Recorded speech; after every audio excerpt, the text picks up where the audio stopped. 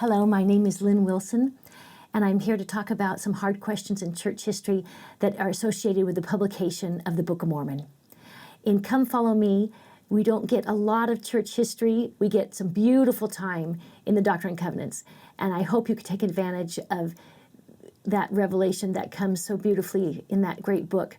But it comes alive. It goes from black and white on the page into living color when you understand a little bit more of the historical background. And there is so much documentation on the publication of the Book of Mormon that I feel we can answer a lot of hard questions from that view. Here's a few questions. What about the citations from the Bible? Did Joseph pirate the Spalding manuscript? Could Sidney Rigdon really have written it? What changes were made to the manuscript? Before we start with the timeline and give you a feel for those 6, 7, 8 months that are affiliated with the publishing of the Book of Mormon, I want to just address two of these things here that I don't talk about in the rest of the time. A lot of claims been made of what Joseph could translate it from. And part of the problem is rumors spread. This is a day and age before paper and printing was easy or available quickly. And so a lot of things were published that were not actually accurate. And a lot of false truths came about. One of the problems was people hear about this publication of the Golden Bible. They don't want anything to do with anything that's taking away the authority of their faith. It's a Protestant nation. We don't want anyone taking away the keystone to the Protestant religion, which is the Bible. So they hear about this other competition with the Bible that's going to show that the Bible is wrong or something. They're very defensive about it. And they say, oh, I heard somebody else writing about some Hebrew people coming over. I'm sure I read the same thing in something by Spalding. I don't know where it is, but I've heard about it. Well, sure enough, years and years and years and years and years later, somebody finds the Spalding manuscript. And it's just a joke. You can get online and read it. The View of the Hebrews. It has nothing to do with 600 BC in Jerusalem.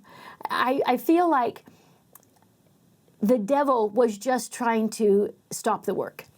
Because if the work had been available, people would have been able to say, oh, no, this has nothing to do with it.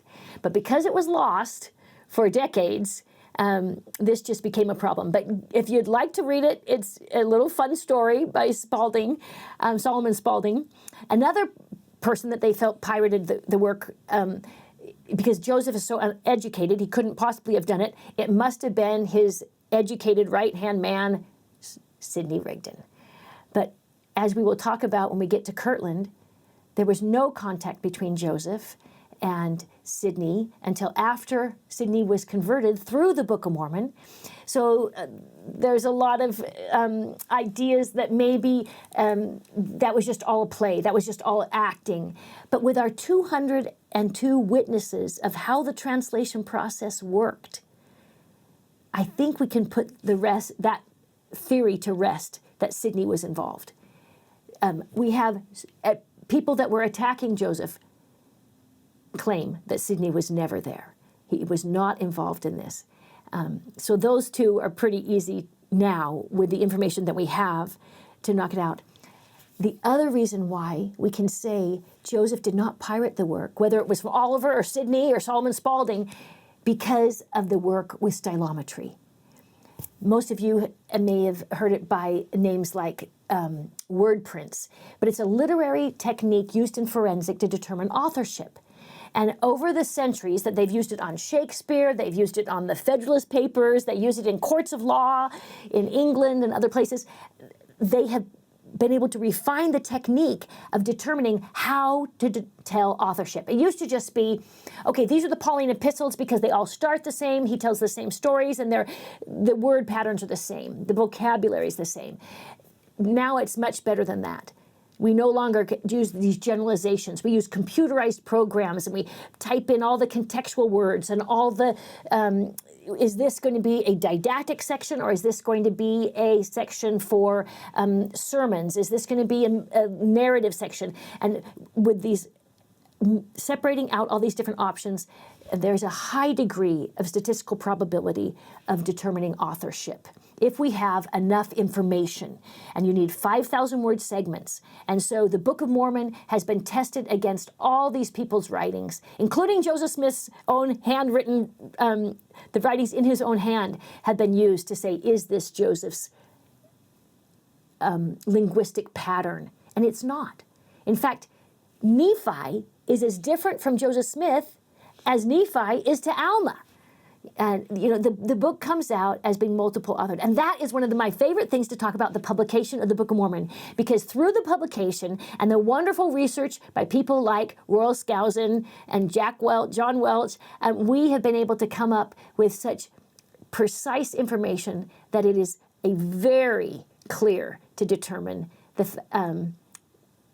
any attack that is made on the Book of Mormon authorship has not been able to hold up to the work that they've done.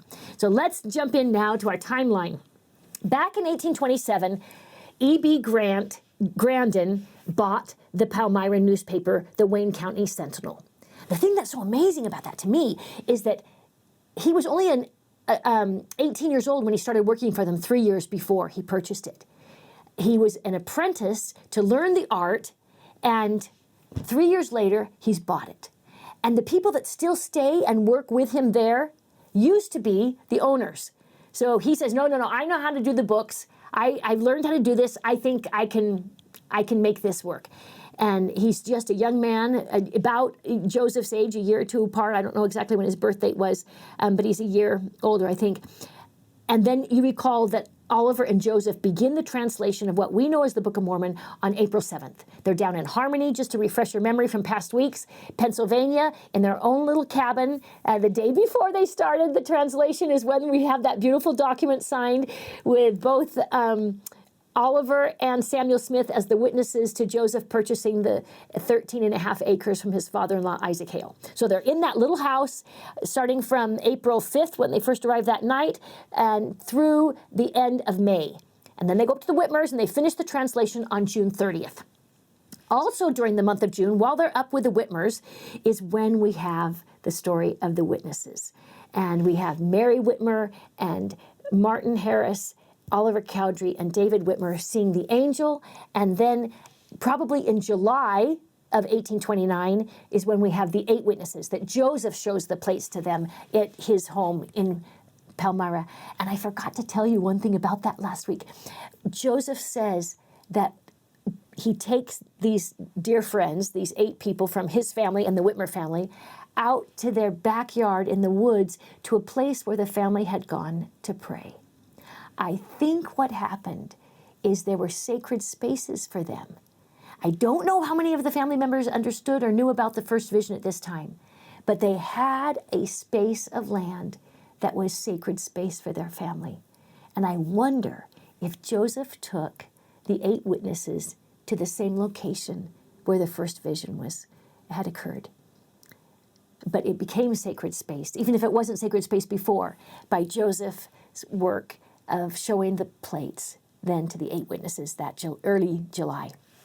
By August of 1829, Joseph has started looking for a publisher, and he goes first to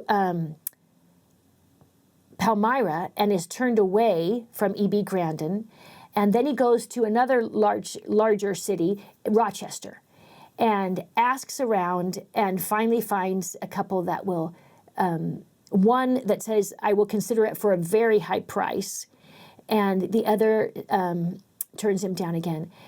And with that offer, he takes Martin Harris this time with him back to E.B. Grandin. And I forgot to tell you, he takes Martin Harris with him when he goes to Rochester.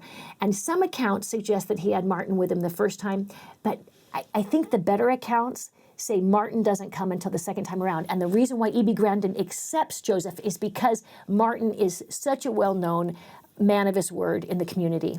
I'm trying to remember, I think Palmyra had about 3,000, well, I don't remember if it was 3,000 or 6,000 or 2,000, but it's a small enough town that people knew who Martin Harris was. And they trusted him, and E.B. Grandin felt comfortable as long as he promised his land as collateral that it would work. And he had a very large farm. When he got married, Martin Harris received 240 acres from his father as a wedding gift, and then, or as his inheritance. And by the time now that he's a 49-year-old man, 47 or something, he now has 320 acres. And so his property is worth more than this $3,000 that will be required. And the reason why it's going to be so expensive is he's asking for so many. And we'll talk about that as soon as we jump into the details. By August 25th, Martin Harris had mortgaged 150.5 acres of his 320-acre farm. And unfortunately, this was one of the last things that his wife put up with, and they were separated, unfortunately, by the time Martin left for Kirtland. In the fall of 1829, the original typesetter proofs are printed, and in January is when we start getting some of the attacks. Everything is copyrighted, everything is within the Grandin's bookstore, but one of the employers of Grandin, because I should have said that, it's not an employer of Grandin, two different newspapers are printed off the same press. And the other company was using it on the weekends, and that's when, or on Sundays, and that's when they began reading copies of the Book of Mormon, and Abner Cole, under the pseudonym of Obadiah Dogberry, prints out these pamphlets or excerpts of Puki. You know, he names Nephi the Book of Puki, and has these crazy jokes on it to people who want to joke about that. By March 26th, the Book of Mormon is published. There are a few copies that are actually bound. The binding takes all the way through into the summer, but they begin the sale March 26th for $1.75 on the downstairs floor of E.B. Grandin's bookstore. Throughout the summer, the leather binding is finished and 5,000 copies are completed. The publication is rich with history, and we have a lot of eyewitnesses and a lot of documents, and it's absolutely exciting. It's hard to do your genealogy sometimes when you can't get hold of the documents. On this one, we've got the documents, and you can study whatever you want. June 11th, 1829, Joseph is still translating the Book of Mormon, and he's still at the Whitmer home, is when the copyright for the Book of Mormon is actually received. So the Lord began prompting him to take care of this other business. And you can see right here, if you want to zoom in to this copy that is on Book of Mormon, not Book of Mormon, that is on the Joseph Smith Papers Project. And it's a beautiful statement of what they have on the copyright. And you can see that they have cut and pasted in parts of the title page. So we know that Joseph translated up through Moroni, and then Words of Mormon, and then went up to the small plates, like we talked about in a previous class. June 26th, 1829, the title page is published. So this is 9 months, 9 months before the publication. And we already have the title page. And you can see its publication right here in the newspaper, the Book of Mormon, an account written by the hand of Mormon. That was not Joseph's writing. This is the text in the book. And like most Hebrew text, you start at the back and end at the front. I don't know why the title page was there, but that's where it was. And maybe it was a duplicate, or maybe it was just a separation like the Words of Mormon were separation. But Joseph had translated it. They had already received the copyright, and the Wayne Sentinel published this.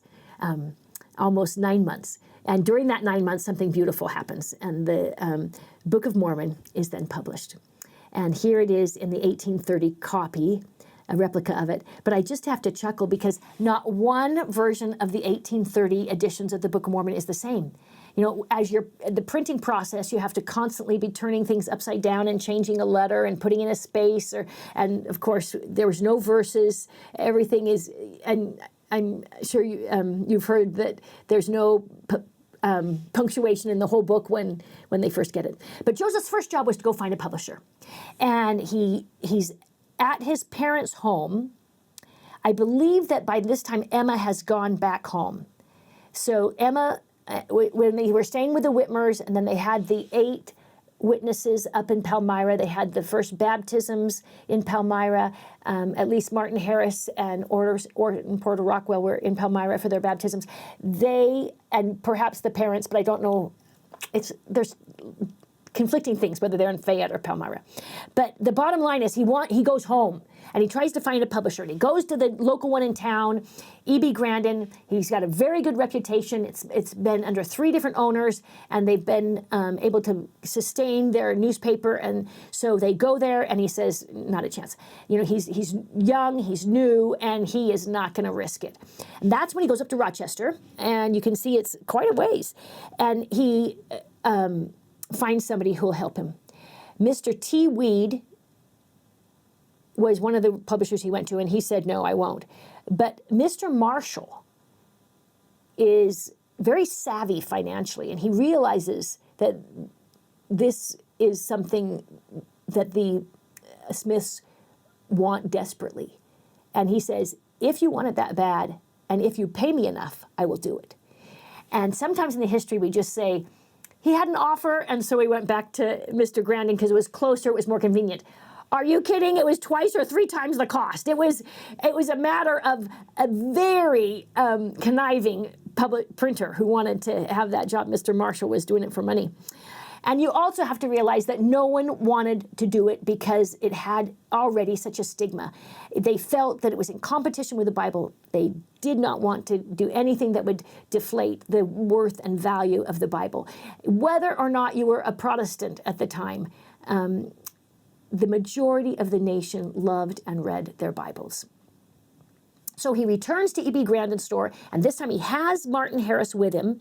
I forgot to tell you, he took Martin with him to the others. And he and Martin go in the second time and say, we have an offer. Are you sure you won't reconsider? Mr. Egbert needed the business. He's starting out. He wants to take it, and he comes up with a cost. And as an entrepreneur, he wants to do a very good job, and Joseph wants it done beautifully. Nice paper, leather bound, and they come up with the sweet promise of an enormous print run. He has been married now, and you can see they will be having 5 children over the next few years, and they need the money. Now, 5 months before Joseph approached E.B. Grandin, E.B. Grandin had just purchased the state-of-the-art press. If you look up Peter Smith printing press, you can read on it through Google. And it looks so old-fashioned and so much hard work, I can hardly believe that this was a step up. But think of Model A to Model T or something, or Model T to Model A. I don't know. But supposedly this was the state-of-the-art at the time, and that this was actually a miraculous event that he had this, because in order to do such a large run in such a short period of time, he had to have something that would work more effectively. Because the book turned out to be 588 pages. And Joseph wanted 5,000 copies. Now, for most little communities, almost every community had a weekly newspaper at this time in the United States. Even communities of 1,000 or 2, they still had a weekly newspaper. This was their means of communicating. And even though the newspapers usually stuck to political things and the pamphlets were the more religious things, hot topics of religion got in the newspapers. And we'll start seeing that. So he has a responsibility with his newspaper, as well as now taking on this enormous print job. But he's got a great staff. He's got over 10 people working with him, and some of them were full-time, and some of them were apprentice coming in and coming out to help with it. But I have to tell you, this was such an interesting learning how to print and learning how to having extra hands was so needed that Oliver and Hiram chose to stay and help with this as apprentice to learn the art, and Joseph went back down to be with his wife in Harmony once everything was set up and established, and they're now 140 miles apart when this starts. And Oliver stays, and Joseph had already asked him, I think I mentioned this in a previous class, as soon as he finished the translation in June, to sit down, we don't want to have any more 116 pages lost, and rewrite the whole thing. And in addition to rewriting it for the printer, he was also rewriting it so that he would be able to fulfill the commandment that was given to him in section 18 of the Doctrine and Covenants, to go through the Book of Mormon and write up the articles and covenants that will be used at the organization to organize the church. And he wants you to learn what the sacraments are, what the ordinances are, what truths should be emphasized. And so as Joseph goes through rewriting it again, he also is doing two things at once. I just see the Lord's hand so clearly in all of this. It's absolutely miraculous. Everything is prepared. His prophet is given information in a timely manner. And I believe the same is true in 2021. I want to tell you a little bit about this team of publishers. We have John H. Gilbert. It was not only the press work, but he's the one that added all the punctuation to the entire Book of Mormon. So if you don't think it's correct that this comma should be here, this is the man to talk to in heaven. Now, I'm sure out of the 12 editions we've had since the 1830 edition, there may have been some changes to John Gilbert's punctuation, but he would take them home and work on them. There's another press work, a compositor. Now, this Pomeroy Tucker was a foreman who did the proofreading of these sheets and the manuscripts. And I'm just fascinated that these people were approaching the book as employment with a lot of antagonism, but not with soft, humble hearts. The scouring it through meticulously, making sure every little E is right side up, did not provide witnesses and prayers and conversions. But these men worked so hard. You see, they've got several proofreaders to make sure. So once they'd set the type, they'd then have someone proofread it. And that's what their jobs are. And then you've got these apprentices who also helped work. So here's 10 of them. And then we've got Oliver and Hiram helping as well. I just want to show you how close these people are. This is a map published by the church to show you where Martin's home is up there. And Martin was also regularly at the shop, at the printing shop. There's Joseph Smith's log cabin, and their farm is just across the street. And there's the Grandin's printing. So it's about halfway between the two. And this turned out to be such a blessing. And we can see right here where Martin receives a revelation in Doctrine and Covenants, section 19, that he needs to, you can see the handwriting, impart a portion of your property, that you can remove yourself from breaking a covenant and assist again and to build the kingdom. Martin Harris, I believe, was living the law of consecration from far earlier than it was even revealed. That doesn't come until section 42 of the Doctrine and Covenants. And yet Martin is giving and giving of his time and talents and energy. And he might be a little reticent, but you know, if you got 240 acres for your wedding present and you were asked to give 150 of them away, it would be a little hard for you too. But fortunately, he had expanded his farm, and so he's giving away a little less than half to this cause. And he still hopes that it'll sell and he'll be able to not lose his farm, because it also means losing his marriage. But that's not what happened. The blessing of having Oliver record this second manuscript in our generation is that we can compare the two and see where the changes were made, and to see by examining the original manuscript next to the printer's manuscript, we can see if the errors were made by hearing something wrong. Are you saying sword or suave? Are you saying, or if you're seeing it, are you writing out sword or are you writing out word? You know, is Joseph's voice in a hat muffled and it sounds different? Is this an error of hearing? That would be the original manuscript. Or an error of copying. That would be a printer's manuscript. The other thing that is so amazing to me on this is that Oliver is so good. And if Joseph is seeing the words written out, which we will talk about in a few minutes, he can see them, he can spell them. By looking at this original manuscript, you can see there is no editing added afterward. It's right on the same line. Any changes are right there. And Oliver is writing down so carefully, but even as careful as he can, he is making about 3 mistakes per page. And we may be a little aghast at that, but that's because we've never tried it.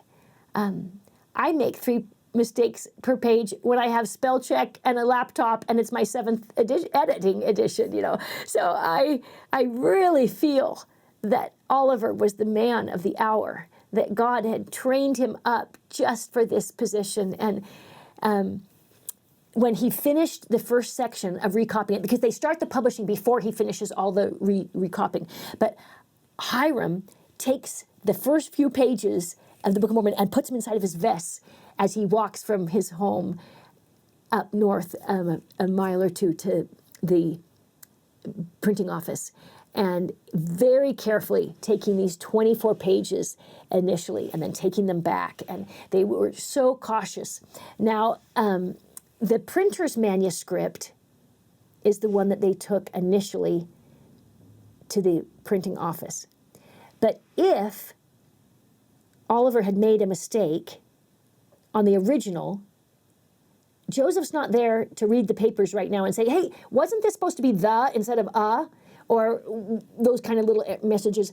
Those 3 mistakes per page are now being added to by a few more mistakes in the printing, in the writing it out, because you're exhausted and you're tired. I mean, I feel anyone who doesn't have empathy for someone who's writing this should try to write with a quill for hours and hours on end, for days and months. And then you'll have a little more empathy here. But now we have double the mistakes, because we've got the ones that were already on the original, because Joseph has tried to proofread it, but it's not all the way through every word very meticulously. He's not a professional editor, to say the least. He's not an educated man. Now you have the additional efforts, and so the publishing mistakes are now added to this 2 times mistake. So later on, they stop taking the printer's manuscript in and they take the originals in. And we can tell that by the punctuation marks, because that's with a pencil. And anyway, it's fascinating to really be able to become a little sleuth and see how they do this work. Let me just show you an example. 1 Nephi 8:31. In the original manuscript, it says, I saw other multitudes pressing their way toward the great and spacious building. In the printer's copy, I saw other multitudes feeling their way towards the great and spacious building. Okay, and that's just one example.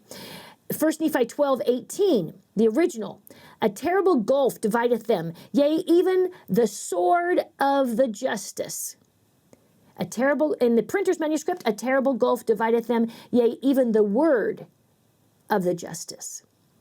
And you can look at Alma 26 and 60 and Helaman 13 and 3 Nephi 20 and 29 and Ether.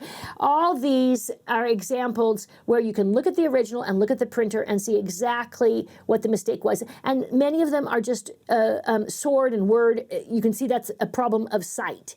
And then others are problems with sound.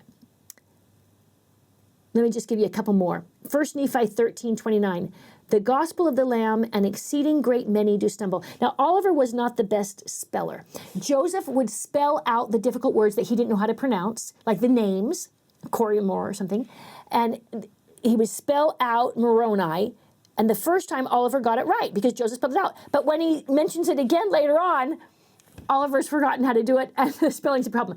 But he still was the best scribe Joseph had because he was so accurate. So even though his spelling wasn't accurate, fortunately, the printer missed, not just E.B. Grandin, but I was thinking of some of the others. When they did their proofreading, they were able to correct some of the misspelling words, like gospel here. The printer's manuscript, though, was changed. Oliver corrected that one. The gospel of the Lamb, and exceeding. You can see how and would have been easy to understand how that would have been mixed up. Oliver in Alma 30, 52 recorded, "Yea," in the original manuscript, "Yea, I always knew that there was a God." But in the printers, "Yea, I also knew there was a God." So it's a real blessing to go back to the original and see the discrepancy. And this is such a benefit to us in our later editions that we've been able to access these manuscripts. When this printer's manuscript was being written, Joseph had no idea that we would be able to use it now in our defending of the faith. But this commandment that God gave has blessed not only the safety of the text, but now our ability to defend the text. And I'm sorry I couldn't find a picture of John Gilbert, but I got Joseph here for you. Names and persons and places were generally capitalized, but sentences had no end. I punctuated it, this is John Gilbert's words, I punctuated to make it read as I supposed the author intended, but very little punctuation was altered in the proofreading. So he added it, and then the proofreaders changed a little bit, but we can give most of the credit to Gilbert. Now, I don't know how many of you have been to Nauvoo or to upstate New York or even to wherever else they have old historical printing presses.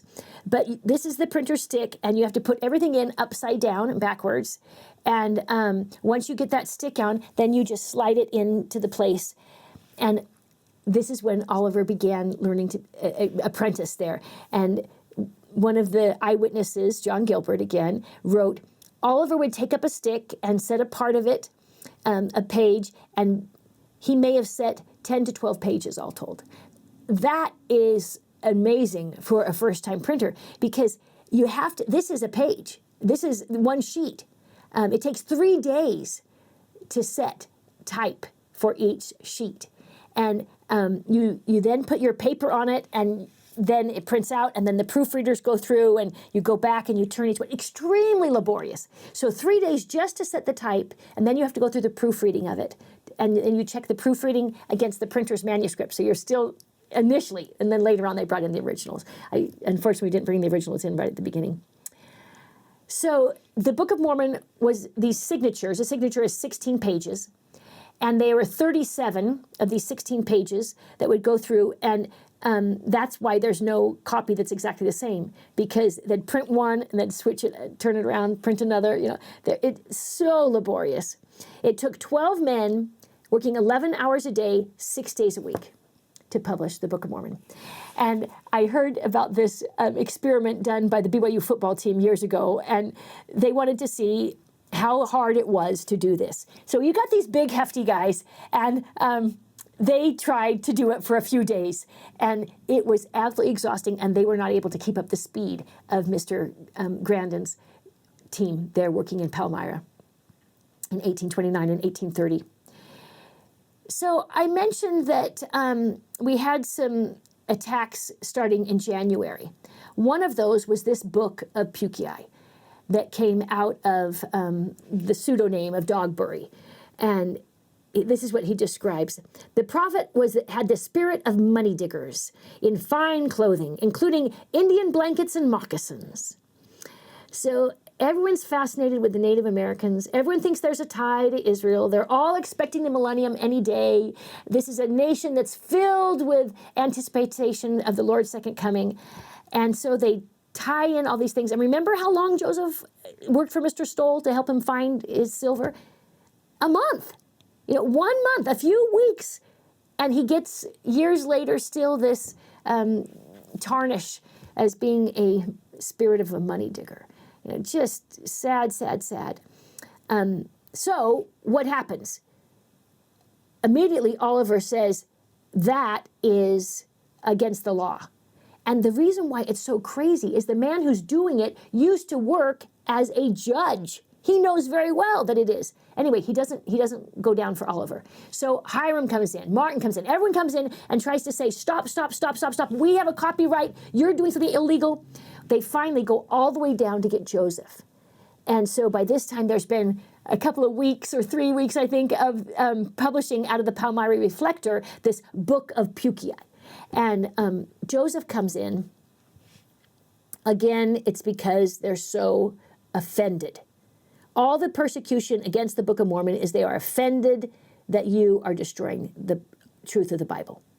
But Abner Cole knew better. And Mr. Cole threw off his coat, was rolling up his sleeves when Joseph came in.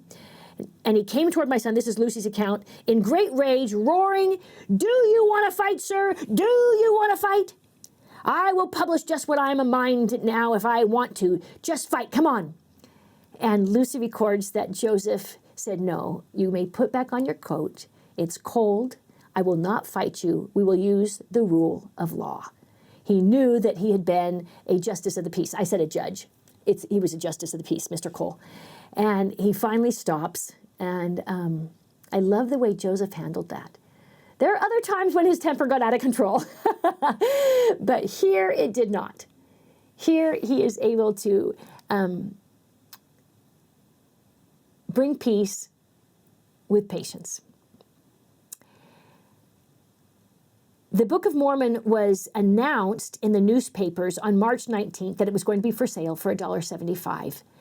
And it is published in both the Palmyra Reflector and the Wayne County Sentinel. But when it comes out on March 26th, enough people have tried to stop the work that it's boycotted. And it starts out for sale at $1.75, and it does not sell. And so Grandin marks it down to $1.25. There's very little profit now. He's just trying to sell it. And it does not sell. And the family takes it around, and it does not sell. And when the people went on missions, Samuel, Joseph Sr., Martin, and they start taking the books with them, they won't sell. And so the missionaries are giving them away at times, as they do now. But they still were able to sell a few, but not the run of 5,000 copies. It was just outrageous. I mentioned that these small towns always had a weekly newspaper, but when they were going to publish a pamphlet, they're getting between 5 and 30 pages, not 588 pages. And the publishing of books at this time, unless you're someone like Mark Twain, you're not. Look at many of the books from this time, and out of this country, you're not getting things like Les Miserables. You're not getting huge tomes. You're getting smaller books, and unfortunately, this one was over budget, and it was not selling. Immediately, we start hearing from the Palmyra Freeman, it's a great piece of superstition that has come to our knowledge. Another author called it a species of fanaticism. By the end of March, the book's been on sale since the 26th. Over in Rochester, the largest town in the community, titled their newspaper article, "Blasphemy. The Book of Mormon has been placed in our hands. A viler imposition was never practiced. It is an evidence of fraud, blasphemy, and credulity, shocking to both Christians and moralists." Well, it spreads like wildfire. Everybody starts hearing about it and knowing about it. And so the New York City editor is told, "I want you to go up to upstate New York, interview the publisher, the author, and get all the details you can, and we will publish it here." Well, by the time he gets there in 1831, Joseph has already left for Kirtland. As you recall, the whole church headquarters moves in 1831. And so the publisher has made this long journey, and instead of continuing and doubling his distance to go over to Ohio, he then just interviews all the locals and gets a very different view on what happened than those who believed would have given him. And he starts out, "Have you heard of Mormonism? Who has not?" This is just amazing to me. The church is organized April 6th, 1830, and this is a little over a year afterward in New York City. We start out with 6 members of the church on April 6th to 1830 to up to almost 200 by the time they leave for Kirtland. There's only 200 members of the church in December of 1830, and now we're in August of 1831, and everyone in the nation has heard of Mormonism. Isn't that just amazing? Paragraph after has followed paragraph in the newspapers, recounting on the movements, detailing their opinions, and surprising distant readers with the traits and the singularity of the new religious sect, which had its origin in this state. Mormonism is the latest device of roguery, ingenuity, and ignorance. You can see he's got some of the same vocabulary here. And religious excitement combined and acting on materials prepared by those who ought to have known better. It is one of the mental exaltations of Western New York.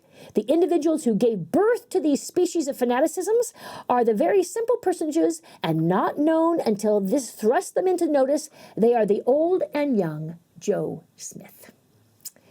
And a year later, we get even more. And even coming out of the South, we find these attacks spreading in the newspapers. And that's where we read of Alexander Campbell's first attack. Now, Campbell was a restorationalist. I think I've talked to him a little bit about him before. He was trying to go back to the New Testament church. He had branches of his congregations spreading across the western United States, including Kirtland, Ohio. And Parley P. Pratt had been in one of his memberships, as was Sidney Rigdon. Both of them had left working Alexander Campbell's faith prior to their joining our church.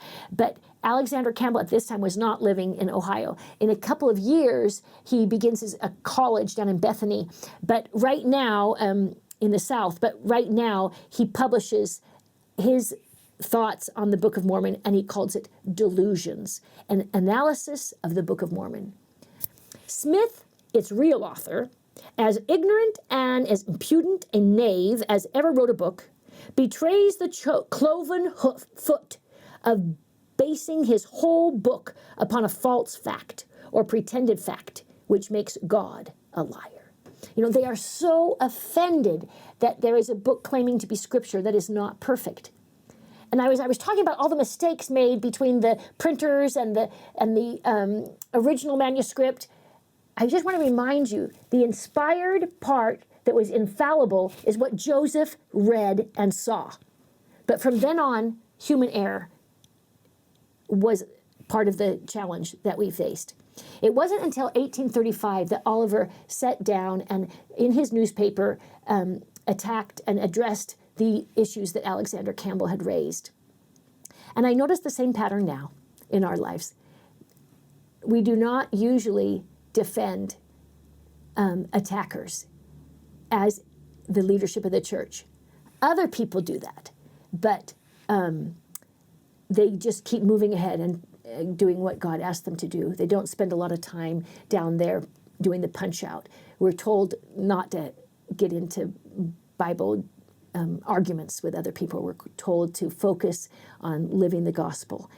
But Oliver, then in Kirtland, and was so familiar with so many of his members that were attacking the church, answered many of his concerns and as late as 1865. Joseph has passed away now for 2 decades, and we are still seeing things written against the Book of Mormon and Joseph.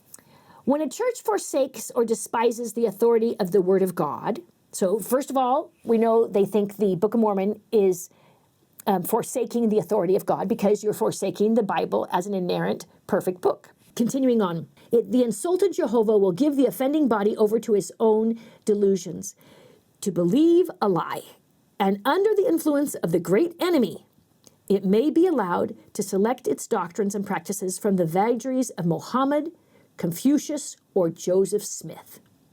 Popery is a marvelous combination. Remember, popery is an anti-Catholic statement against Catholic priesthood authority. Popery is a marvelous combination of the religion of the Pharisee, the Mohammedan, the pagan, and so artfully commingled with Christianity as to assume the form of godliness. It is thus wonderfully adapted to deceive the unwary. This was published and written out of the Presbyterian Faith University of Princeton, I believe. And you just see this saturated. And why are they worried about such a tiny, tiny, tiny little movement? There's new churches springing up everywhere.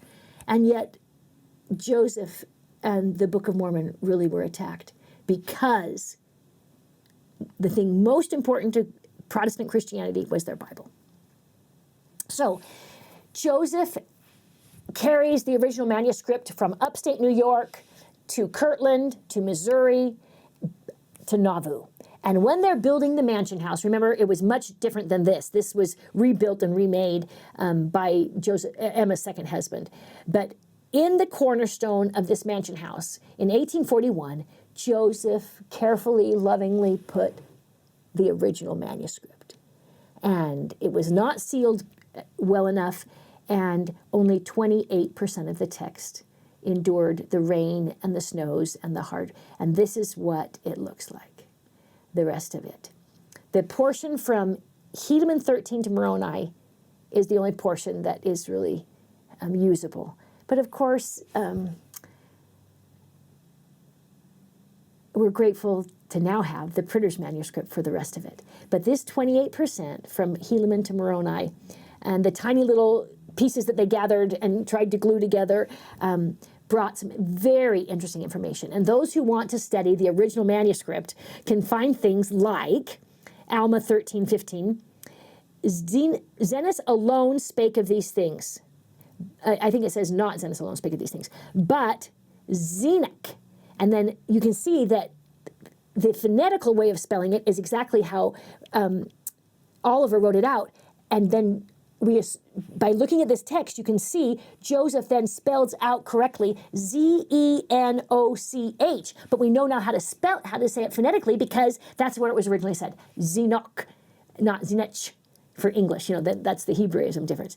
And then the same thing, Coriander spelled out. And it's in the same line. So you know that Joseph is doing exactly what he said and exactly what the witnesses said. By looking at this text, it's like finding an archaeological evidence. It's really amazing.